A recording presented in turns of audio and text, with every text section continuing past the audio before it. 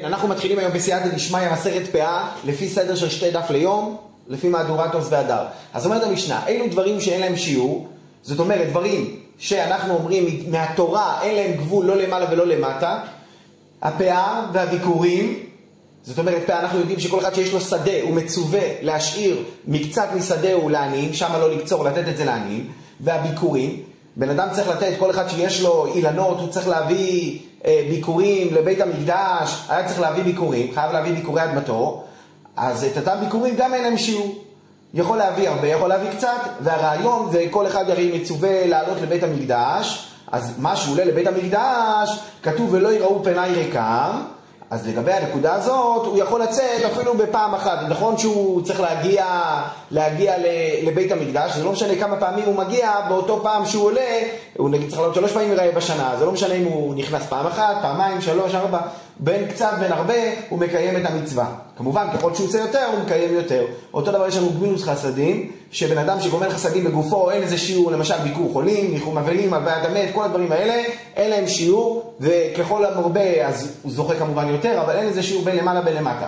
דבר נוסף, יש לנו בתלמוד תורה. גם לגבי תלמוד תורה, בן אדם בעצם יוצא ידי חובה בזה שהוא קרא קריאת שמע ביום ובלילה, אז כבר הוא יצא ידי חובה תלמוד תורה, זה המינימום, אבל גם אין לזה שיעור, זה מבחינת, זה המינימום, זאת אומרת אין גבול, אבל גם למעלה אין לזה שיעור, כי כתוב והגית ביום ובלילה, אז כמה שהוא יעסוק יותר עדיין, הוא עדיין מקיים מצווה, אז אין לזה שיעור לא למעלה ולא למטה.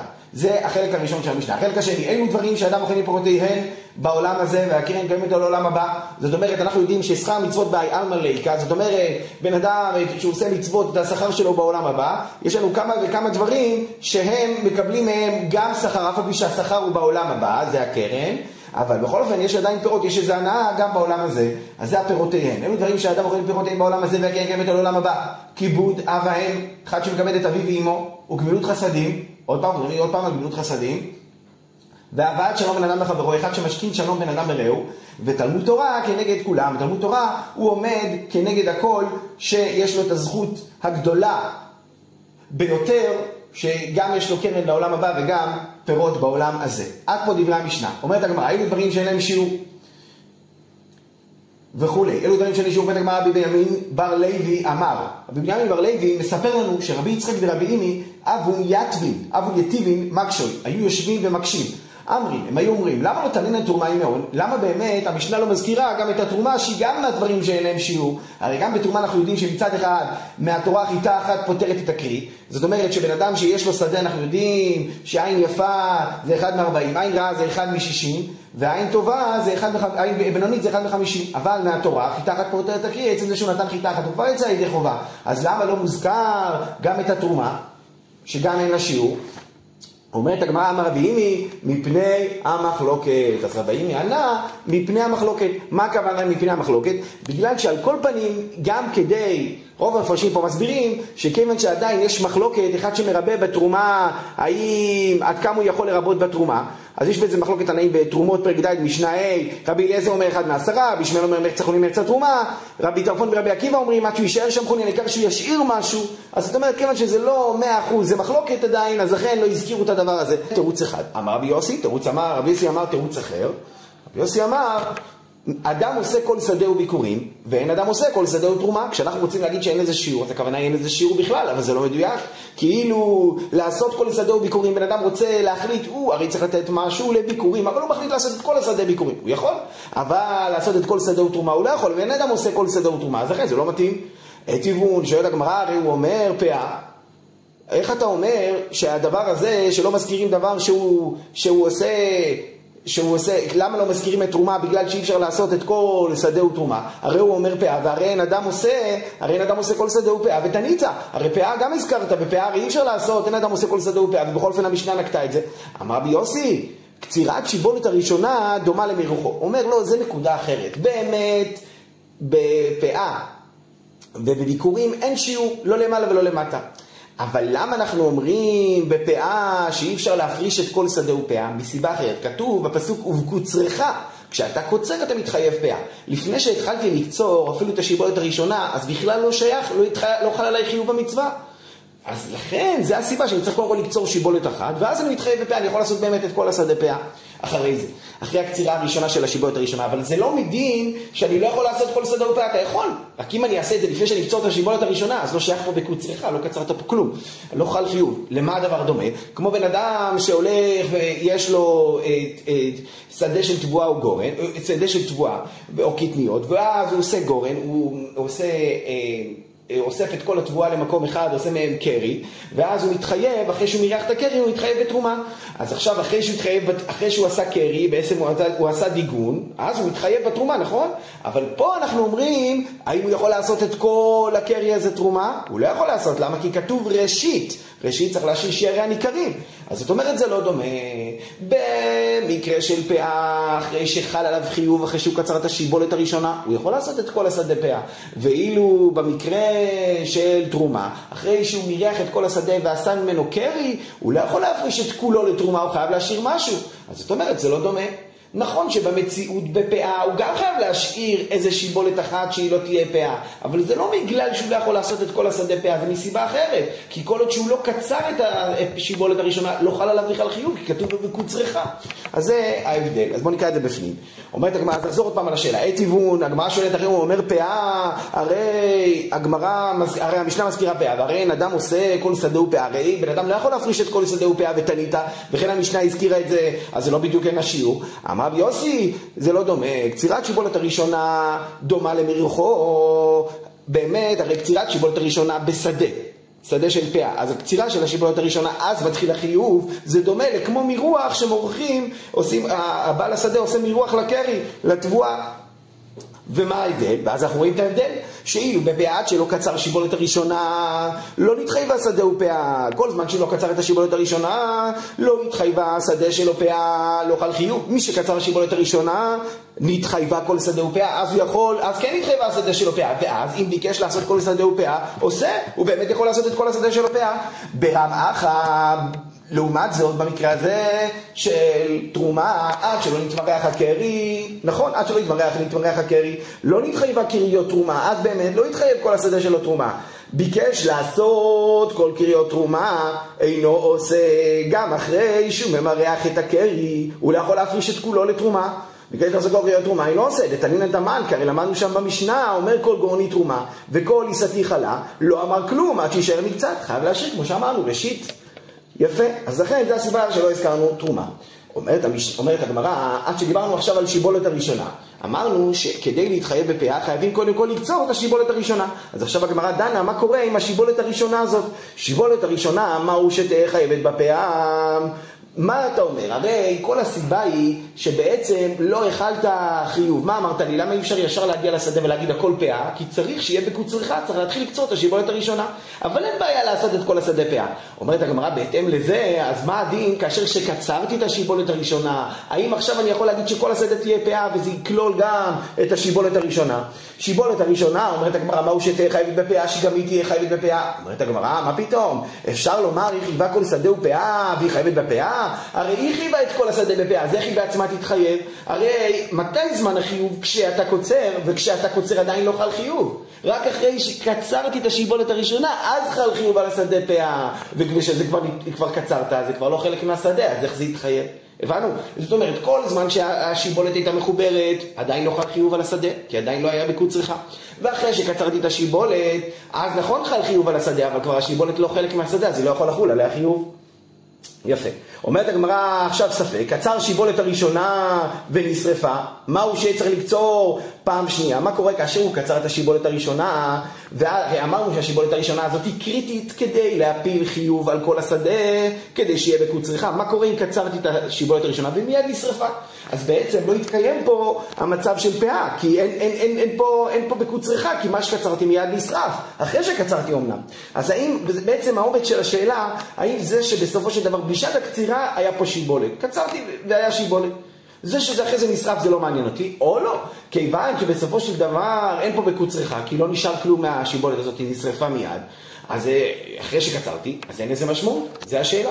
אומרת הגמרא, קצר שיבולת הראשונה ונשרפה, מהו שיהיה צריך לקצור פעם שנייה, אם צריך כדי לקצור עוד פעם עוד שיבולת כדי להטיל חיוב על השדה.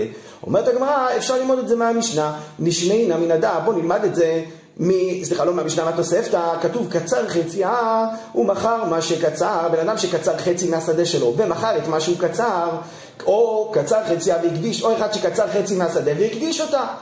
מה שקצר נותן, קצר חציה ומכר מה שקצר, או קצר חציה והקדיש מה שקצר, או שהוא הקדיש את מה שהוא קצר, מה הדין? נותן מן המשוער על הכל, מה שנשאר מהשדה, הוא נותן פאה על כל השדה, גם על משהו כבר קצר, והוא מכר את זה, או משהו קצר והקדיש. עכשיו שואלת הגמרא, זה התוספתא, אומרת הגמרא, והקדש, לאו כשרוף הוא, הרי מה שהקדשתי הוא נחשב כמו שרוף, אפשר ליהנות ממנו. אז זאת אומרת, זה כמו שזה נשרף, ואף על פי כן, אף על פי שהקדש הוא בעצם נחשב כשרוף, אתה לא אומר, רגע, לא התקיימתי פה קצירה בכלל, הרי מה שקצרתי בהתחלה, הקדשתי, אז אין פה בקוצרך, אז אני צריך לבוא ולקצור עוד פעם. לא כתוב ככה, כתוב שמה שנשאר יכול להיות פאה על השאר. איך? להיות פאה על כל השדה. וכתוב אינו צריך לקצור פעם שנייה. והקדש לאו כשרוף הוא, אדם הרע, מזה רואים, קצר שיבולת הראשונה ונשרפה. אותו דבר גם אצלנו, שאם בן אדם קצר שיבולת הראשונה ונשרפה, אינו צריך לקצור פעם שנייה. יפה מאוד.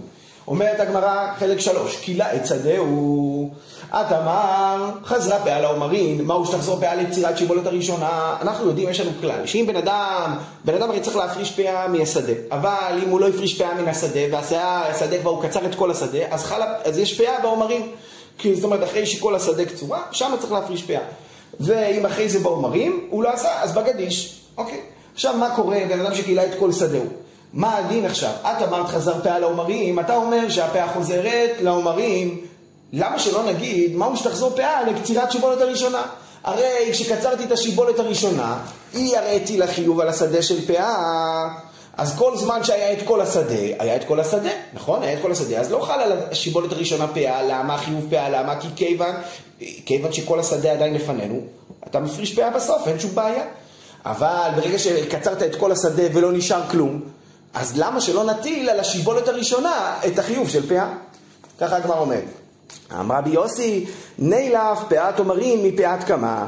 מה פאת קמה? לא חזרה פאה לקצירת שיבולת הראשונה, אף פאת עומרים לא תחזור פאה לקצירת שיבולת הראשונה. אומרת הגמרא, לא, זה לא דומה. הרי אם נשרף הגדיש, מה קורה כאשר נשרף? כל הגדיש. אז מה אנחנו אמרנו? לא חל לשיבולת הראשונה, לא חל החיוב של פאה על השיבולת הראשונה, שהיא גורמת חיוב על השדה, נכון? אם בן אדם קצר שיבולת הראשונה, ואחרי זה כל השדה שנשארה אחרי זה נשרפה. האם נגיד שחל חיוב פאה, זאת אומרת שהיא תחשב פאה השיבולת הראשונה? לא. למה? כי השיבולת הראשונה היא רק הפילה חיוב, היא הטילה חיוב על כל השדה, אבל היא עצמה לא יכולה להיות פאה, כי היא קצרת אותה. רק כשקצרת אותה חל חיוב, אז היא לא יכולה להיות פאה. אז אפילו שכל השדה נשרפה, השיבולת הזאת היא לא פאה, היא לא נחשבת פאה. אז אומר אותו דבר, נילף פאת עומרים מפאת קמה, נלמד אותו דבר, פאת עומרים מפאת קמה. מה פאת קמה? כמו שאמרנו עכשיו, פאת קמה לא חזרה פאה לקצירת שיבולת הראשונה, אפילו שכל הקמה נשרפה. אתה לא אומר חזרה חיוב פאה לקצירת שיבולת הראשונה, אלא מה השיבולת הראשונה זה פטורה. אף פאת עומרים לא תחזור פאה לקצירת שיבולת הראשונה. גם בפאת עומרים שחלה עליהם חובת פאה בגלל לקצירה הראשונה, היא לא חוזרת החיוב לפאה לשיבולת הראשונה, לא חוזרת לחיוב לשיבולת הראשונה. יפה. הלאה, אומרת הגמרא, הפאה והביקורים. למדנו במשנה הרי שהפאה והביקורים אין להם שיעור וכו'. אומרת הגמרא, הפאה יש לה שיעור מלמטן ואין לה שיעור מלמעלה. אז עד עכשיו אנחנו דיברנו, מה שלמדנו במשנה שאין להם שיעור, אומר רש סירילאו על המשנה, מה שאמרנו שאין להם שיעור, הכוונה היא מהתורה. אבל עכשיו בדרבנן יש פה מחלוקת בגמרא, האם יש בכל אופן איזה שיעור. אז אומרת הגמרא, לגבי פאה, אנחנו אמרנו, למדנו במשנה שאין לה שיעור. האם גם מדרבנן אין לה שיעור בכלל? בוא נראה. הפאה יש לה שיעור מלמטן, זאת אומרת, אתה צריך להפריש מינימום על הפאה, ככה מנדע מערכות אומר, אתה צריך להפריש מינימום על הפאה 1/60, נכון? ככה למדנו. אז הפאה יש לה שיעור מלמטן ואין לה שיעור מלמעלן, אבל אין לה גבול, אתה יכול להפריש אחרי זה את כל השדה פאה. הביקורים והרעיון אין להם שיעור בכלל, לא מלמעלן ולא מלמטן. זה מנדע מער אחד. עוד מעט נראה אם זה בדיוק הכוונה שלו, אבל ככה זה נראה. איתן איתנה, יש אחד מנדמה אחרת שאומר, מה זה איתן איתנה? מה זה איתן איתנה? מסביר פה רש סירילאו, הרי לא מדובר פה על תנא, אנחנו מדברים פה על המוראים. אז מה זה תנא? איך אתה אומר תנא? הוא אומר חכם ששונה את השמועות או ברייתות, זה שהיה רגיל לשנות את המשניות בעל פה או את הברייתות, אז הוא היה נקרא תנא. אז איתן איתנה, יש שם היה אחד ששונה את הברייתות, והוא אמר, הפאה והביקורים והרעיון, גם הפאה וגם הביקורים וגם הרעיון אין להם שיעור בכלל, לא מלמעלה ולא מלמטן. זאת אומרת, יש לנו פה מחלוקת, זאת אומרת, אפילו שלמדנו במשנה שאין שיעור בכלל, האם הכוונה שאין שיעור בכלל גם מדרבנן? אז זה מחלוקת. יש כאלה אומרים שבפאה יש על כל פנים שיעור מדרבנן, שיעור מינימום של 1 מ-60, ויש כאלה אומרים שלא. אומרת הגמרא, זה לא יכול להיות, הרי זה משנה מפורשת. מה נפיק מבני הון ואין 1 מ-60? אומרת הגמרא, הרי זה לא יכול להיות שעל 1 מ-60 חולקים. הרי זה ברור, זה משנה מפורשת, שצריך להפריש 1 מ-60 מדרבנן, לפחות 1 מ-60. אז איך הם חולקים בזה? ברור שיש שיעור מינימלי מדרבנן על כל פנים. אז מה כן הנפקא מינה ביניהם? אומרת הגמרא, מה נפיק מן בני הון? מה נפקא מינה ביניהם? ואין 1 מ-60. הרי 1 מ-60 חייבים לתת. אומרת הגמרא, מן דמר דפאה, יש לה שיעור מלמתן, ואין לה שיעור מלמעלן, מה שנתן נתן. חזר והוסיף חייב במעשר עד שישלים. זאת אומרת, הכוונה היא רק לגבי זה, כולם מודים שמדרבנן צריך להפריש מינימום 1 מ-60. כל הדיבור הוא דיבור אחר. אנחנו יודעים שמתנות עניים פטורות מהמעשרות. זה לא חיוב, כל החיוב של מעשרות הוא על מה שיש לי. אבל דבר שהיה מההתחלה מתנות עניים, כמו פאה, לקט, שקרה, שהיו מההתחלה, לא שהפריש אותם אחרי זה, אלא מההתחלה היו מתנות עניים, הם פטורים מהמעשרות. אותו דבר פאה פטורה מן המעשר. אז אם בן אדם הלך והפריש בהתחלה פאה, ולא היה שם שיעור של 1 מ-60. עכשיו הוא צריך להשלים על זה כדי להגיע ל-1 מ-60, מדרבנן כמובן, אבל הוא צריך להוסיף. האם עכשיו משהו לא הפריש בהתחלה, הרי לא היה לזה שיעור מספיק של פאה, האם עכשיו רבנן, הרי מהתורה זה כן נחשב, אבל מדרבנן לא. האם החלק הראשון, משהו יוסיף אחרי זה, זה ודאי חייב במעשרות. אבל על השאלה היא על החלק הראשון, שהוא נתן בהתחלה פאה, שמהתורה זה היה פאה, אבל מדרבנן זה עדיין לא היה פאה, כי היה צריך להוסיף עוד, האם החלק הזה חייב במעשרות על כל פנים או לא? אז זה המחלוקת ביניהם. מי שאמר שפאה יש לה שיעור מלמתן ואין לה שיעור מלמעלן, מה שנתן נתן, חזר והוסיף, חייב במעשר עד שישלים. זאת אומרת, המאן דאמר הזה אומר שהוא כן חייב במעשרות. למה? כי אני אומר, יש לו שיעור. זאת אומרת, כיוון שיש שיעור מדרבנן עד 1 מ-60, אז כל זמן שלא נתת את 1 מ-60, עדיין זה לא נחשב פאה ואתה חייב במעשרות. אתה חייב במעשרות גם על ההתחלה וגם על הסוף. גם בסוף שאתה תיתן את השיעור המלא של 1 מ-60, כיוון שנתת את זה בשתי פעימות ולא נתת את זה בפעימה שלמה, אתה חייב במעשרות, כי אף פעם לא חל על זה ממש, זה לא היה בצורה של פאה, זה כן חל בסוף, אבל לא היה בצורה של פאה כמו שחז"ל רוצים. באמת שואל פה הראש, איך זה יכול להיות? מביא הרב סירילאו שהראש שואל, איך רבנן הטילו עליו דין חיוב מעשות? הרי זה יכול לעשות סיבוכים. ברגע שאתה מטיל חיוב מעשות מדרבנן, הרי מהתורה זה פטור בכלל, כי זה פאה. רק מדרבנן אתה אומר זה חייב במעשרות. אז זה יכול להיות בלגן, כי אז בן אדם ילך ויפריש מזה מעשרות על משהו שחייב מעשרות גם מהתורה, וזה נחשב מהפטור על החיוב. כי נכון שזה חייב, אבל זה חייב רק מדרבנן.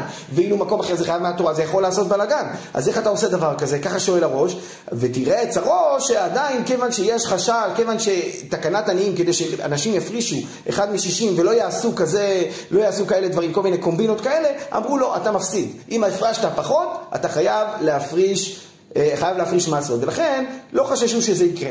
למה? בגלל התקנה הזאת של העניים. אז נחזור לענייננו. אז אמרנו שיש פה מחלוקת. מי שאמר שפאה יש לה שיעור עד 1 מ-60, לפחות מינימלי, שיעור מינימלי, לא עד, אלא מינימום 1 מ-60, אז לפי דבריו, כל מה שלא הפרשתי 1 מ-60, אני עדיין חייב במעשרות. גם על החלק הראשון, לא רק על החלק השני שאני אוסיף. ואני ודאי חייב להוסיף, כולם מודים. זאת אומרת, עוד פעם נסכם, כולם מודים שחייבים להוסיף עד 60. בן אדם שהפריש פאה, אפילו כלשהו, כן? הרי הוא יצא ידי חובה מהתורה, עדיין מדרבנן הוא לא יוצא עד שהוא יפריש מינימום 1 מ-60.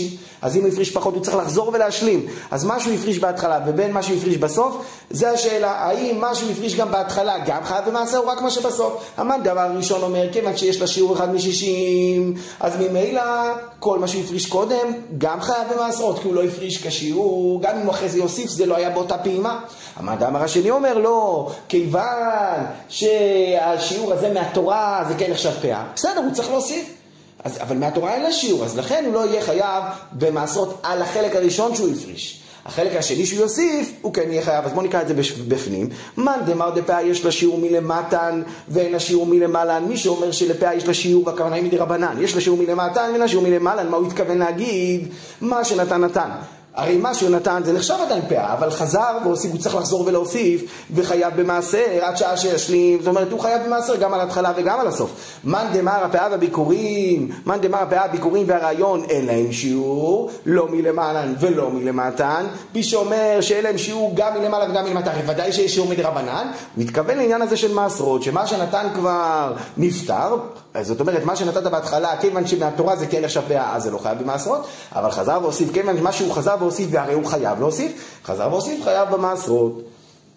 עד פה הנקודה הזאת. שואלת הגמרא, רבי ברכיה, רבי ברכיה הסתפק, ולמה לא תנינן הפרסותה, ולמה לא תנינן אפר פרה? למה המשנה לא הזכירה עוד כמה דוגמאות שגם אין להם שיעור? למשל, הפרסות אנחנו יודעים שאישה שהיא נחשדה על ידי בעלה, שהוא קינא לה והוא העיד עליה וכו', ושהיא מסתובבת עם אנשים אחרים, והוא חושש על זה, ועשה לפי הכינוי והסתירה כמו שכתוב בתורה, אז מה הוא עושה? הוא מביא אותה לבית המקדש, ואז היו משקים אותה מהמים המערערים. איך המים המערערים היו מגיעים? היו לוקחים מים, ועם אותם מים שהיו צריכים שם, מים חיים וזה, ויחד עם האפר שנמצא בבית המקדש, והאפר הזה שמים אותו בתוך המים. המים האלה הרי היו מוחקים את המגילה של סוטה לתוך המים האלה. אז כמה האפר צריך לשים מבית המקדש בתוך המים? מהתורה צריך רק כדי שיראה האפר על המים, אבל לא צריך כמות.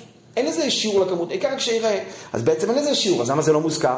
אז זה רבי ברכיה באי, זה רבי ברכיה שואל, למה לא תעין לפרסותה? ולמה לא תעין אפר פרה? גם אפר פרה, זה לא משנה כמה אפר אתה שם במים שאתה רוצה לתאר את המת, זה לא משנה כמה אפר, אז למה לא כתוב את אפר פרה? ולמה לא תעין רוק יבמה? אנחנו יודעים שיבמה, אם הוא לא רוצה היבם לייבם אותה, רק לחלות, אז היא יורקת בפניו, נכון? יורקת. אז למה לא כתוב רוק? לא כתוב כמה רוק צריך להיות, אז למה לא תעינן רוק יבמה? ולמה לא תנינן דם ציפור של מצורע? גם בדם ציפור של מצורע שצריך את המצורע לתאר אותו בדם הציפורים, גם לא צריך, אין איזה שיעור לדם, אז למה זה גם לא מוזכר, גם בזה אין איזה שיעור, דם ציפור של מצורע. אומרת הגמרא, אתה יודע למה לא הזכרנו? לא עתינן מתניתא, אלא דברים שהוא מוסיף עליהן ויש בעשייתן מצווה. אילו, אף על פי שהוא מוסיף עליהן, אין בעשייתן מצווה. אתה חשבת שאני באתי להזכיר את כל הדברים שאין להם שיעור? לא, זה יש הרבה דברים. לא זה מה באנו להגיד. באנו להגיד דברים שאין להם מהתורה שיעור, אבל אם אתה מוסיף עליהם, אדרבה, כל המוסיף הרי זה משובח, מה שאתה מוסיף אתה מרוויח. על זה רק הזכרנו, ולכן רק הדברים הללו שמוזכרים במשנה, כמו הפאה, ביקורים, כל הדברים האלה, שבעצם אין להם שיעור, אבל אם אתה מוסיף אתה מרוויח, לכן אותם הזכרנו. לעומת זאת, הפרסותה, אפר פרה, רוק יבמה, דם ציפור שמצורע, אין הבדל, אין שום עניין שתוסיף. אתה לא צריך להוסיף, ולכן לא הוזכרו במשנה. אז מה למדנו היום? למדנו היום, למדנו במשנה שני חלקים. מה הם הדברים שאין להם שיעור, שאין להם חיוב מהתורה, לא למעלה ולא למטה, זאת אומרת, אתה חייב לעשות אותם, אבל אין לך גבול בשיעור, כמה צריך, מה המינימום, מה המקסימום, אבל כמה שתוסיף אתה מרוויח, וזה היה חלק ראשון של המשנה שלמדנו, הדברים שהוזכרו שם, פאה, ביקורים, רעיון גמות חסד ותלמוד תורה, והחלק השני דיברנו, מה הדברים, איזה מצוות מיוחדות, שלא רק שיש להם שכר בעולם הבא, יש להם גם פירות בעולם הזה, ועליהם הזכרנו את כיבוד אב ואם, גמות חסדים, הבאת שלום על אדם וחברו ותלמוד תורה. עכשיו הגמרא אמרה, זה החלק השני שדיברנו, זה היה דברי הגמרא שהגמרא אומרת למה לא הזכירו את תרומה מהם. אמרנו שהתרומה לא מוזכרת, אף על פי שגם חיטה אחת פותרת הקרי, אמרנו שעדיין יש בזה מחלוקות, ויש בזה כל מיני או מחלוקת בשון שתנאים חולקים, או מחלוקת הכוונה היא שיש בזה כמה פרטים, כמה שינויים, לכן לא הזכרנו את זה. וגם אמרנו עוד דברים שעדיין זה לא בדיוק נכון שאין לה שיעור תרומה. למה? כי אם לא יכול בן אדם להפריש את כל השדה שלו תרומה, לעומת ביקורים שהוא כן יכול לעשות. דיברנו על הנקודה הזאת, שבפאה, מתי חל חיוב פאה? רק אחרי שעושים בקוץ ריחה, כמו שכתוב בתורה, כמו שאתה מתחיל לקצור, ודווקא כשהוא קוצר את השיבולת הראשונה, אז חל חיוב. אבל לא הכוונה היא שאי אפשר לעשות את כל השדה פאה, אפשר לעשות, רק זה חיוב רק אחרי שהוא קוצר את השיבולת הראשונה. הסברנו שהשיבולת הראשונה הזאת היא מטילת החיוב, ולכן היא בעצמה לא מתחייבת. והיא נחשבת, גם אם אחרי זה היא נשרפה, הקדשת אותה, זה לא משנה, כי סוף סוף, ברגע שקצרת אותה, אז כבר חל חיוב על השדה. דיברנו שמה קורה אם בן אדם קילה את כל השדה, גם אחרי שהוא קצר את השיבולת הראשונה, נשרף כל השדה, נעלם כל השדה, לא חוזר החיוב לאותו שיבולת הראשונה, כמו שאמרנו, השיבולת הראשונה היא מטילה חיוב, אבל היא עצמה לא יכולה להיות חייבת, כי היא עצמה לא, היא רק הטילה את החיוב, כשאתה בא להטיל חיוב היא כבר לא נמצאת, היא נתלשה, אז ממילא היא נקצרה, אז לכן לא יכול לחול עליה חיוב.